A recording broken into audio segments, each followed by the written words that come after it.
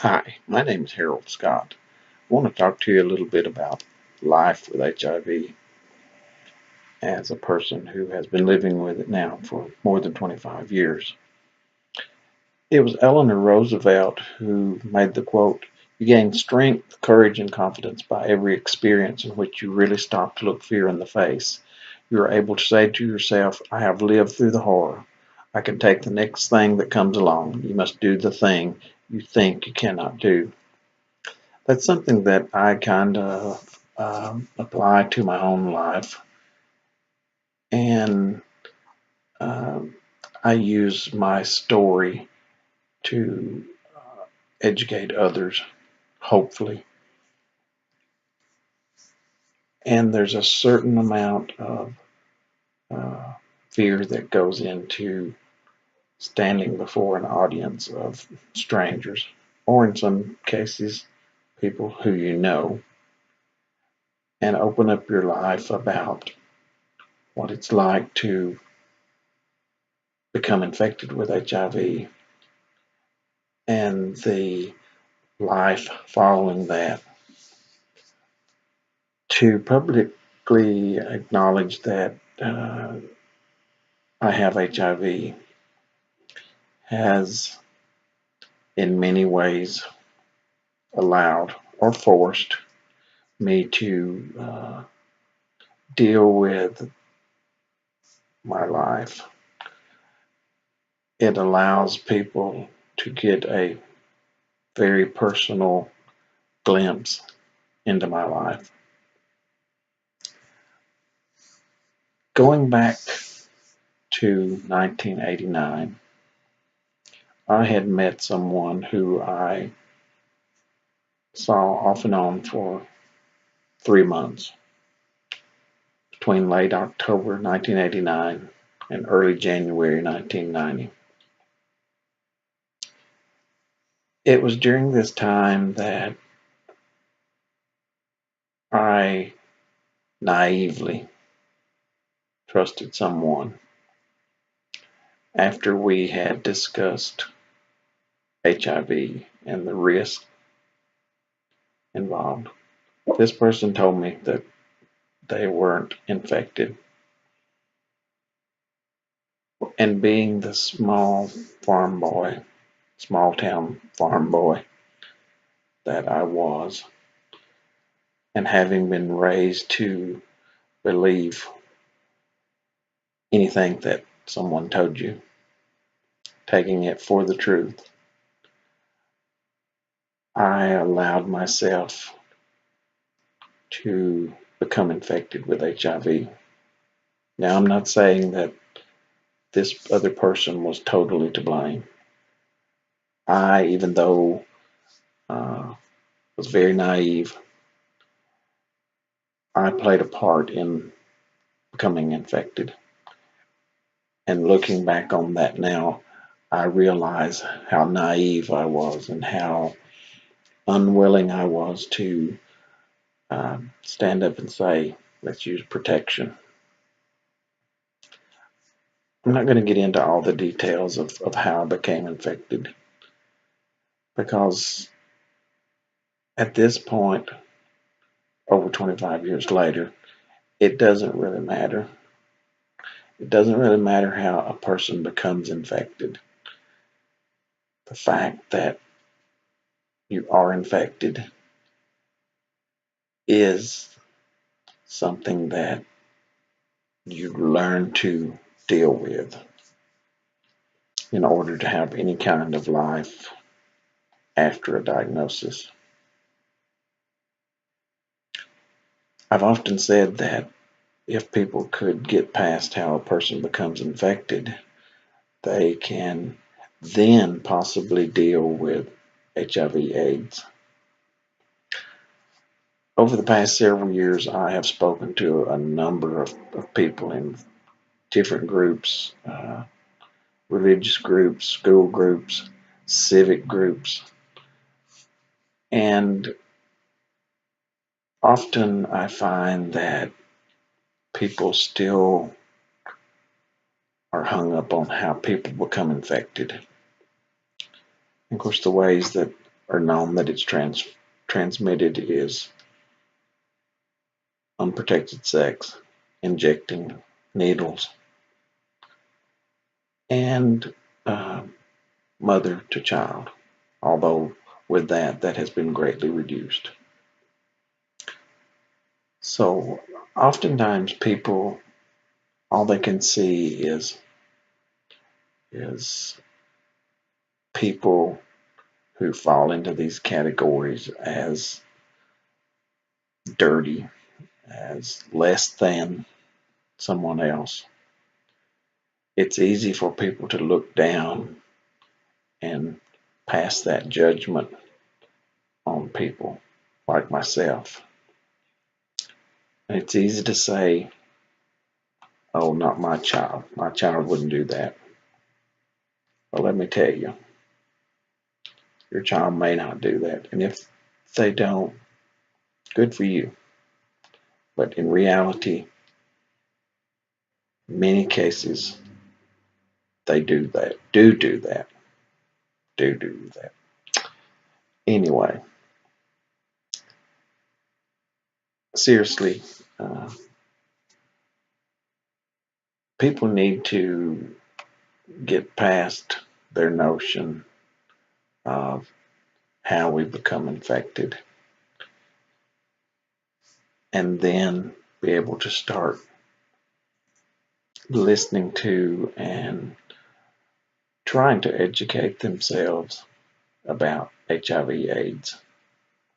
Now I realize HIV and AIDS is not the hot topic item that it was back in the early 90s, late 80s, early 90s, and even on up to the mid 90s. It's been replaced by other news stories. The talk of a cure for HIV occasionally makes the news, but to date there is no cure.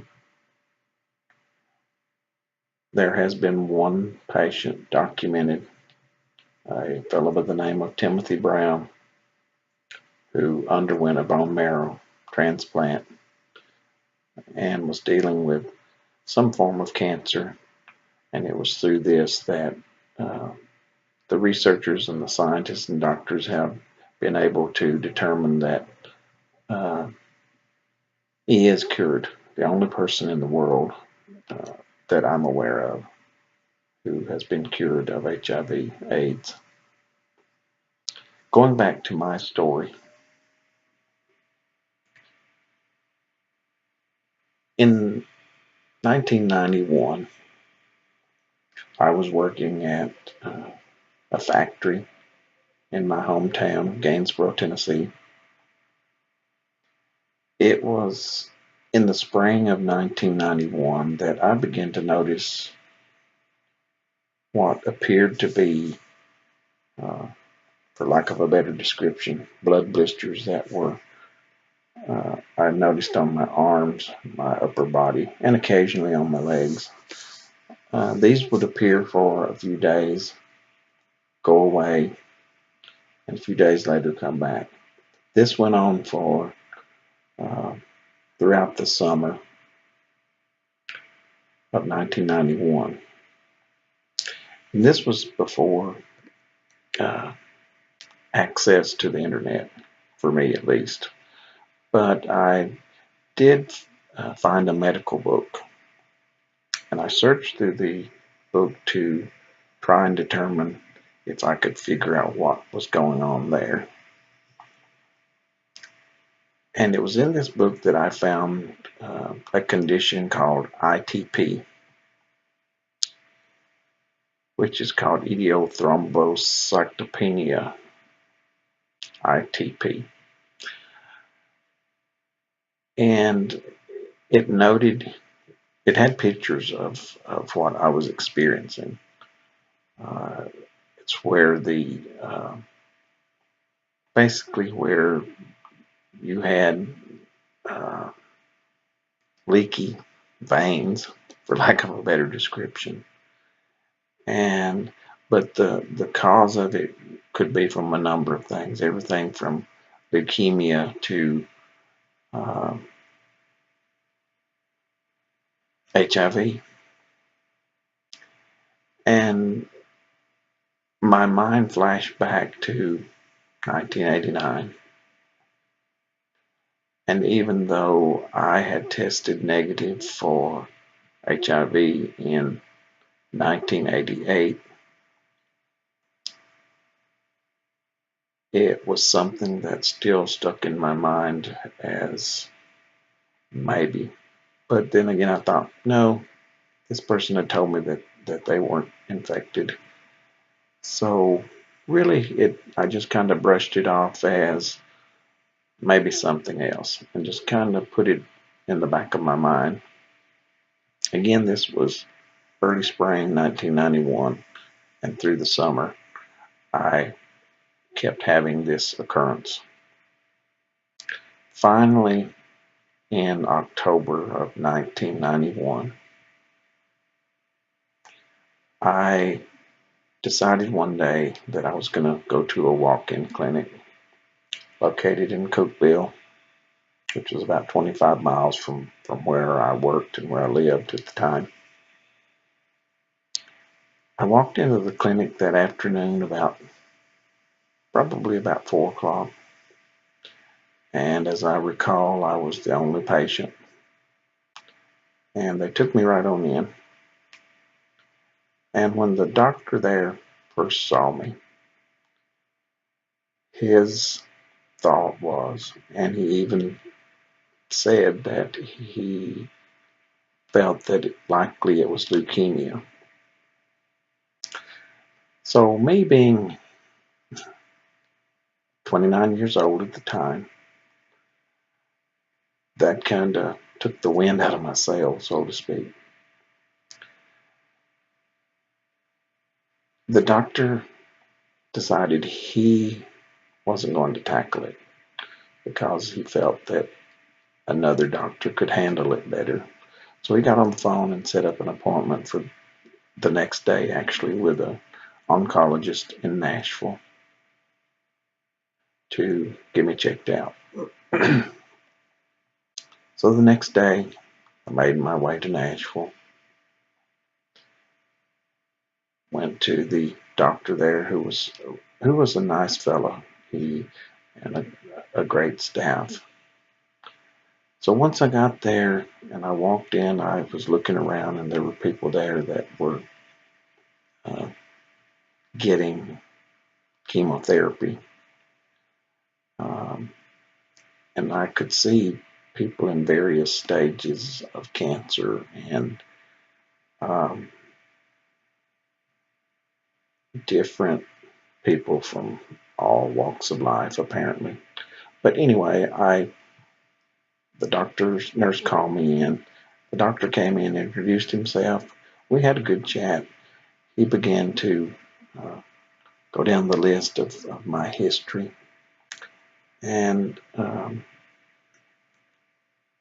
we came down to, he wanted to draw blood to get an idea if it was leukemia or to rule things out. So he drew some blood and they had their own lab there at the time. They checked it and came back with a diagnosis that it was in fact ITP. It wasn't leukemia. But he had to figure out what was causing it. My platelet count was off the chart, which is not a good thing with ITP. So he prescribed me prednisone, which is a steroid to help try and get my platelet count back into check. But it was also during this visit that, you have to remember this was 1991. He also talked to me about my sexual history, something that I had never really discussed with anybody. And he wanted to know if I had ever been tested for HIV. And I told him that yes, I had in February of 1988, that it was negative, and that I hadn't done anything risky in those 2 years, except with the person who had told me that they weren't infected. So with that, I still didn't think that there was any need for an HIV test. And again, that's being naive on my part. At any rate, um, I ended up getting an HIV test. And at that time, before you could, it took a few days to get the results. Today, now we have the rapid test that you can find out just in a few minutes to a few hours. But anyway, it would take a few days before the results for the HIV test came in. So I was sent on my way, made my way back up Interstate 40 from Nashville back toward Gainesboro. And in the back of my mind, I kept playing over the time that back in 1989, early 90, where possibly I thought that maybe there could be a chance. But even with that, wasn't something that just stood out as far as um, thinking that I might be infected with HIV, because other than the problem with the blood blisters on my arms and legs, I hadn't had anything that would indicate that I was infected with HIV or any of the symptoms that might be associated with it, uh, such as flu-like symptoms, fever, uh, different symptoms typical of an HIV infection. And again, you have to remember some people don't really have symptoms, or if they do, they are so mild that it's HIV is not considered. But I did remember back to February of 1990. I ended up with a terrible earache, an infection that just wouldn't go away. I ended up in the hospital for about 3 days with it. The doctor just couldn't figure it out other than it was just a major ear infection. Looking back on it, that's probably when uh, I was what they call seroconversion, where my body, my system was reacting to the uh, HIV that had entered my body, and it was my way of fighting off, if you will, the HIV. Uh, but typically, you don't end up in the hospital with an earache. But at any rate, I did. But there was never an HIV test done there. And again, you have to remember this was 1990, and in such a small rural area, uh, HIV was something that most of us felt was happening in bigger cities elsewhere, and that these little small towns didn't have anything to worry about. And to be honest, that was some of my thinking as well. Anyway, flash forwarding back to 1991 and my visit to Nashville to the oncologist, and making my way back home, playing over in my mind what possibly it could be. Um, that was how I was feeling at the time. Now, this was on October the, let's see, October 14, 1990. A week later, on October the 21st, I was at work at my job in Gainesboro, and about 11 o'clock that morning, I looked up and saw my supervisor coming toward me. And I didn't know what he was going to say, but anyway, once he got to me, he said, "You have a phone call from Nashville. It's your doctor who needs to speak with you." And he said, "You can use my office and have your conversation." Now, this was before cell phones. For to At that time, they weren't as popular as they are today. But anyway, I made my way to the office. The receiver was laying on the desk. I picked it up, spoke to the doctor, and he immediately said, "Your HIV test came back positive. You have 5, maybe 7 years to live. I suggest you find a doctor who will treat you." And that was it. I began to cry, and it felt like the whole room was in slow motion. And all I could think of was 5 to 7 years to live. How do I digest what I've just been told? Now again, I was living in a small town. I had a family doctor there who I saw for whatever, just general health concerns. But the doctor that I had talked to did go on to say, he said, "I'm going to get in touch with your doctor there and let them know what's going on. And you'll need to find someone who will treat you, whether it's your doctor or someone else." I hung up the phone, went back out on the floor to work. Again, this was like at 11 o'clock. And of course, I'd been crying. And when I went back out on the floor, I could see that people were noticing that I had been crying. And I could only imagine what they were thinking, because I had spent spent this time before going to Nashville to see a doctor and blah blah blah. And now I had gotten this news, and I just made my way onto the bathroom and just sat there and cried for a good while.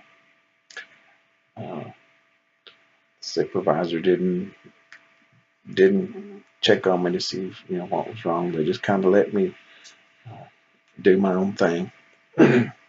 Until I had composed myself enough, I went back out on the floor, finished working that day, and trying to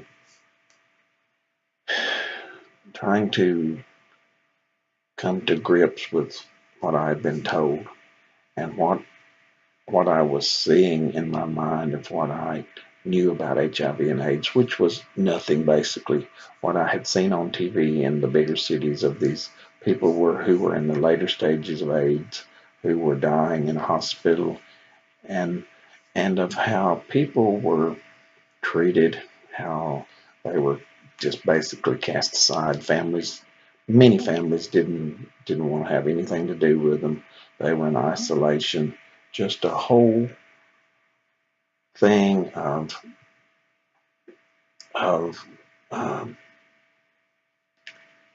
sadness. Just I couldn't picture myself as one of those people. It couldn't happen to me, yet it had. So now, where do I go from? Where do I go from here? Luckily for me, I had remembered seeing in the newspaper about an HIV support group that was held every month in Cookeville, which was about 25 miles from where I lived at the time. I remembered this lady's name who was she worked with the Tennessee Department of Health in the HIV/AIDS division. And there was a phone number. So I contacted her, ended up getting a voicemail, left her a message, told her what I was dealing with, and that I really needed to talk to her. I went home that day on the 24th of October with the intention of telling my parents, my family.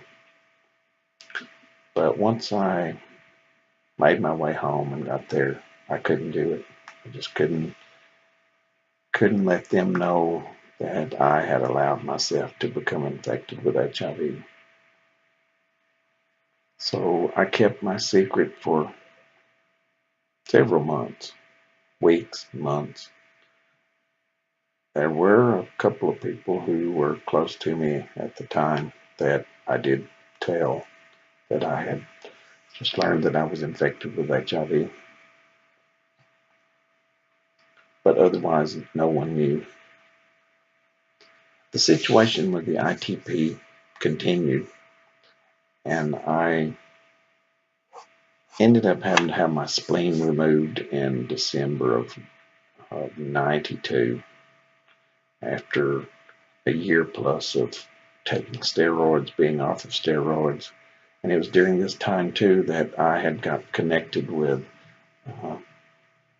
Dr. Stephen Rafanti, who is still an HIV infectious disease specialist with Vanderbilt Hospital. It was through him and the lady in the support group that I got connected and into care and treatment for the HIV. So between the spleen situation, the HIV situation, I was running back and forth to Nashville quite a bit. I would make the trip down by myself, come back by myself. And there were a few times on my way back where I would begin to think of ways that maybe I could end my life without it looking as such. I tried to figure out a way that I could make it look like an accident so no one would ever know that I was living with HIV. I didn't want people to treat me the way that I had seen other people treated on TV. And after I had gotten into care, I met other people who were dealing with situations where their families had rejected them and all sorts of things going on that I didn't want that to happen to me. So, but luckily for me, I didn't go through with the thoughts that I had as far as ending my life. And with time, as hard as it was for those first days, weeks, and months, I began to see that there was life after a diagnosis. I got really involved in the support group through the health department. Met several other people who were living with HIV and at varying stages. The first night that I attended the support group, there was probably 20 of us. And there were people there. There were men, women, young, old, gay, straight, who, like I said, were at various stages of HIV disease. And I began to see that I wasn't alone like I had felt that I was. There were other people who knew how I was feeling, what I was going through. and were there to help guide me through the process of coming to terms with my infection.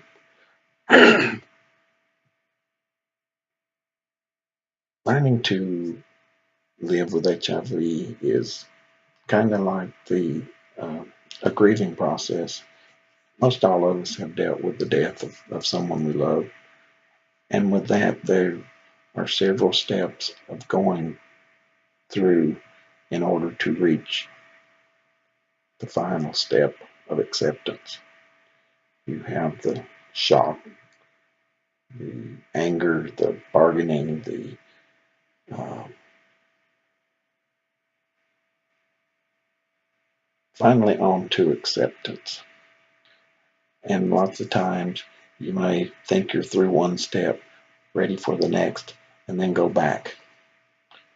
The grieving process for us all happens at different levels, I guess you could say. It um,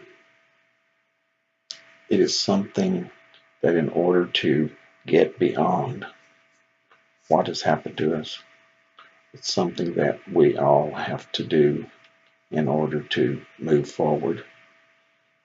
And for me, it was a grieving process for myself. I was grieving the life that I had been told was going to be over in 5, maybe 7 years. I was grieving for what I thought my family would have to go through by my allowing myself to become infected. I worked my way through this process. Like I say, you make 2 steps forward, you go 2 steps back. But with the help of the support group and with Dr. Rafandi, who gave excellent care, I began to see the light at the end of the tunnel, so to speak. My first night at the support group happened to be the same night that uh, Magic Johnson made his announcement that he was living with HIV. So you had someone rich and famous who kind of put a spotlight on HIV. Like I say, at that time, it was a really hot topic in the news. You were seeing all kinds of stories about HIV and people living with it, but it still focused on the dying part because at that time there wasn't a lot of uh, treatment options for it. Usually, in a lot of cases, people were already progressed to full-blown AIDS before they ever were diagnosed. That was one thing, luckily for me, that even though it had been about 2 years from the time that I got infected until I was diagnosed, is that uh, in HIV terms at least, it was caught early enough that um, my immune system hadn't been so compromised that I progressed faster. So I first started treatment for HIV with a drug called AZT, which was the first drug um, that was given for HIV treatment. And even it in and of itself was very toxic. But I'd been told I had 5, maybe 7 years to live, so I was willing to take it. And if I could tolerate it, good. If I didn't, there was not really any other choice as far as treatment at that time. So I started AZT on Christmas Eve 1991, and I continued that regimen for some time until other drugs began being approved for treatment for HIV. I left my job in Gainesboro on in late July 1993. I spent 2 years there with a secret that I was living with HIV. I kind of passed my doctor's visits off as dealing with the spleen situation, having to take off work to go to Nashville to see. I was seeing the doctor about my ITP, but I was also seeing the doctor about my HIV. So, but I only allowed people to know enough to so that I could keep my secret from becoming public knowledge. At any rate, like I said, I in 1992 December had my spleen removed, and I was under a lot of stress trying to keep my secret, trying to work, trying to go to the doctor, just basically living two separate lives. What people could see publicly and in private, it was at times was not pretty. So I discussed with my HIV doctor in the summer of '93 of what I was dealing with, the depression and just the stress of everything. And his advice was for me, if I wasn't going to reveal my secret and tell people that I had HIV, which he felt was maybe not a good idea, that I needed to figure out if I wanted to continue working there with my secret or to walk away and try to rid myself of some of the stress that I was dealing with. That was my decision. I left my job in July 1993. And the day that I left, I went into with the human resource person, and everyone was kind of bumfuzzled because of wanting to know why I was leaving when I appeared to be health-wise doing good. There was no indication that I was unhappy that they could see, but I still passed it off as just health related. At any rate, with the HR person doing my exit interview, I finally broke down in her office and I told her the reason why I was leaving my job. I told her that I was living with HIV, and at that point had been about 4 years. So thinking that I had a year, maybe 3 more years left, I was leaving to live my life on my terms. And I swore her to secrecy to not tell anyone, which she promised me that she wouldn't. What I had told her would stay between she and I. So here I was, left my job. I was living with HIV, visiting the doctor at that time, usually at least once a month, doing lab work, checking my T cell count. Just, it was a very time consuming and grueling regimen that I was caught up in. But in order for me to live, that's what I had to do. This continued for some time, for about a year actually. And I threw myself into the support group after I left my job. And it was there that I met and made some really good friends.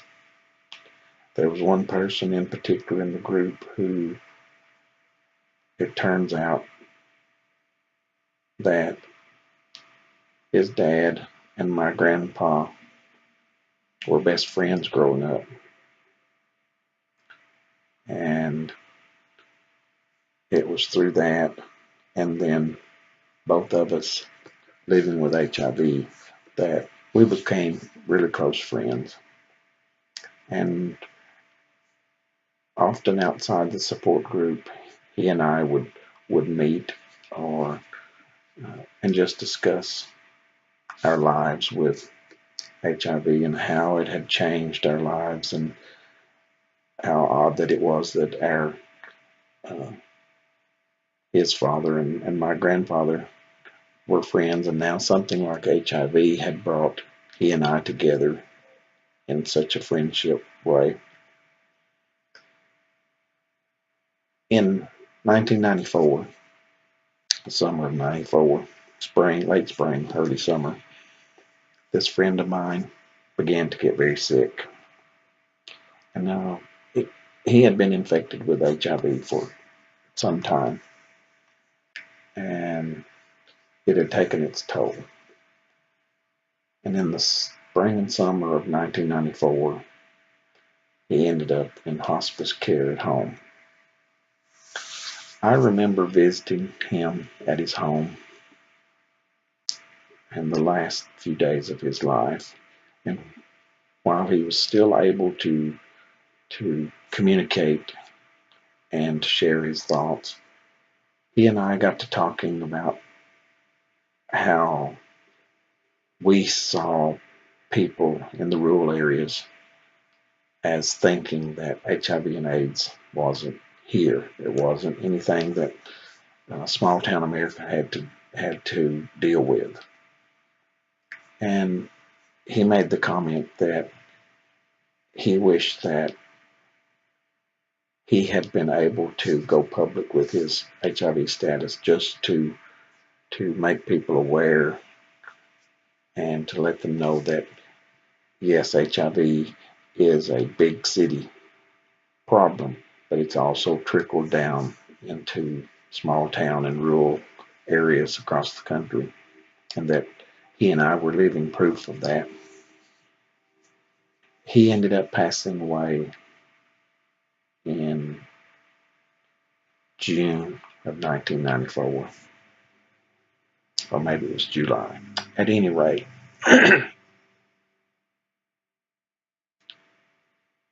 after he passed away, in the fall of that year, I had met a lady by the name of Debbie Runyons, who was a journalist, who was a mother, a teacher, who had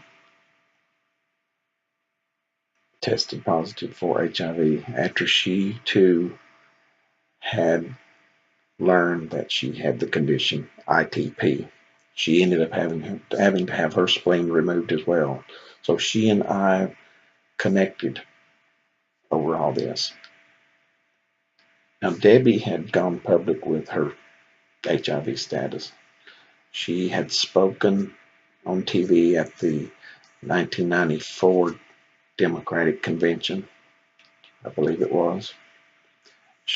Dr.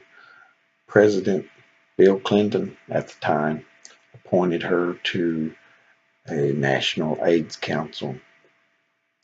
And I was just drawn to Debbie because she would stand before people and talk about living with HIV.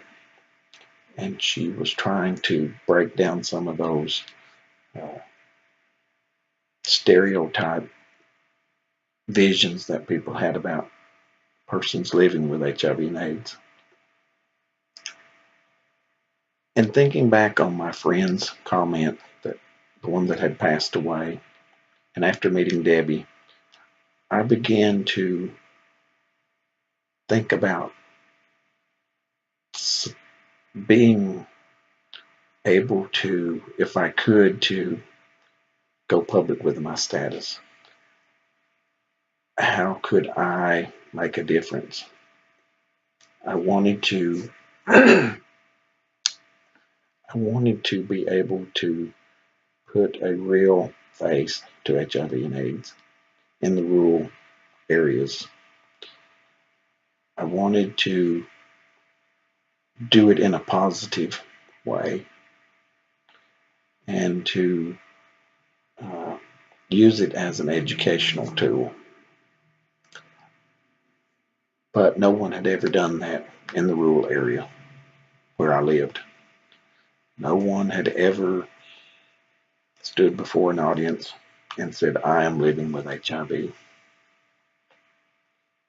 But on December 1st, 1994,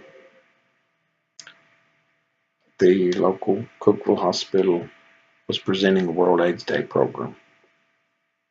And it was with this that I decided that I was going to be the person who stood in the spotlight and made the announcement that I was HIV positive. And I did. My story was on the front page of the local newspaper. I did radio interviews. The local TV station picked up the story. And there I was, the first person who had ever publicly acknowledged in the area that I was aware of that HIV was here, that I was in fact living with HIV. I told my story up to that point, from how the person I had met who had infected me, all the way up to that point in 1994. And it was with this that I began the journey of being a teacher, an educator, being the face of HIV/AIDS. And with the help of Debbie, she and I would go out into our communities, and we would speak to various groups, telling our stories and educating people about HIV/AIDS. She often referred to me as her blood brother, in that we both, of course, had HIV, and that we both had lost our spleens due to the ITP. And she was a great cheerleader for me when I would do a solo speaking engagement. Since that time, 1994, when I went public with my HIV status, I have continued to volunteer my time to educate, bring awareness, and to try to rid some of the stigma and the shame that people like to attach to HIV/AIDS and to those of us who are living with it. Debbie ended up passing away in 2005 at the age of 55. I attended her memorial service in Nashville, and the people that spoke about Debbie spoke of her bravery, of her courage, and it was exactly that. She, like myself, didn't know what to expect once we went public with our HIV status. And after Debbie's memorial service, it made me even more determined to speak out about HIV/AIDS, to live my life on my terms, not being afraid of what people said about me or thought of me or might do to me. My biggest concern was for my family, because I didn't want them to have to deal with things or suffer things that were about me and due to me going public with my status. I'm lucky in the regard that my family didn't turn me away, and it may be that we don't necessarily agree on some things, but I'm one of the lucky ones when it comes to having a family uh, who would have my back once it comes right down to it. And I know that my youngest brother has stood up for me on numerous occasions for things that people have said about me in his presence. So I'm lucky in that regard. Others have said that they were glad that someone was finally brave enough, or as some people put it, someone being crazy enough to stand up and say, I have HIV/AIDS. I live in your community and I'm not going away just because you may not like what you hear me say. I've spent the last 20 plus years being that person. I've outlived the prognosis of 5, maybe 7 years, and I've been living with HIV now for half of my life. At this point, I'm 54 years old. I was infected when I was 27. The person who infected me has since died, and that took me a while to come to terms with in regards to how could someone knowingly infect someone else. It took a lot of soul searching on my part. But with time and the support, I finally came to terms with it because ultimately I'm responsible for myself. Yes, I was naive. I was too trusting. But that doesn't change the fact that I'm infected.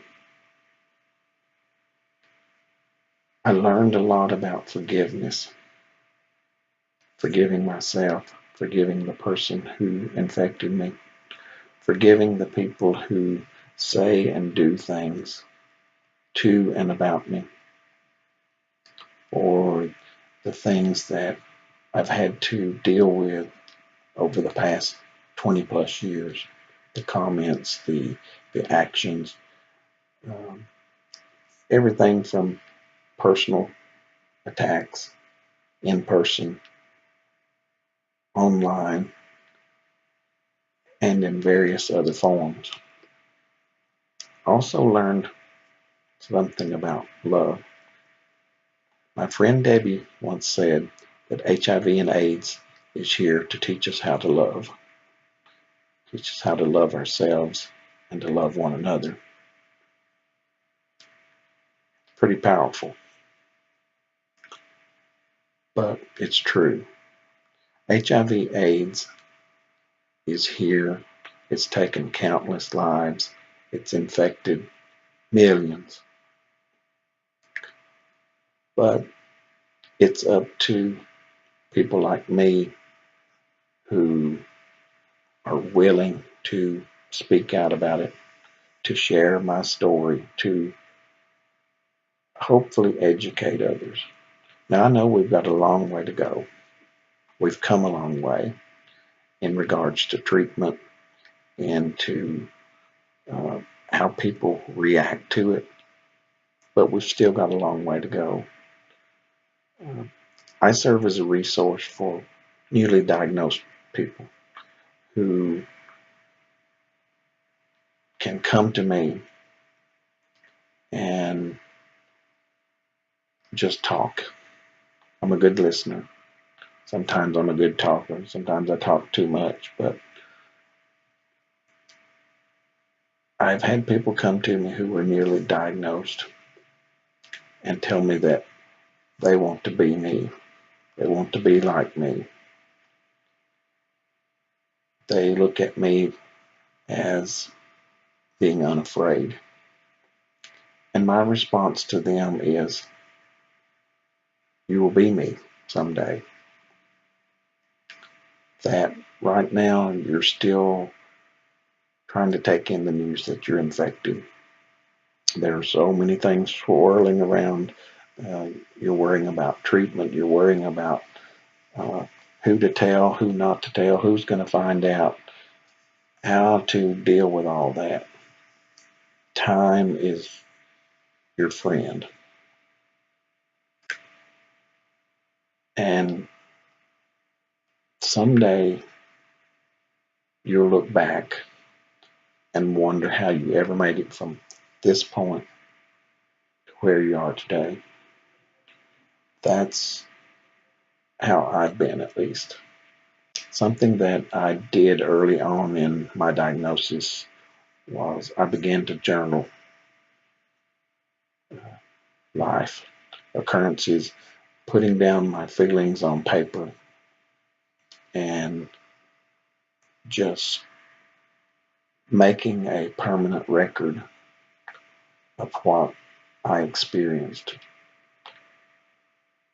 and using that at times as a teaching tool, because I can go back to this date, see how I was feeling, what I was experiencing, my thoughts, and look at where I've moved to nearly 25, 27 years later. It's been quite a journey. The treatment options are many, but that doesn't mean that it's smooth sailing by any means. A lot of the drugs that have been approved for treatment of HIV/AIDS have saved many of us from the brink of death. The protease inhibitors of the mid to late 90s had a huge impact.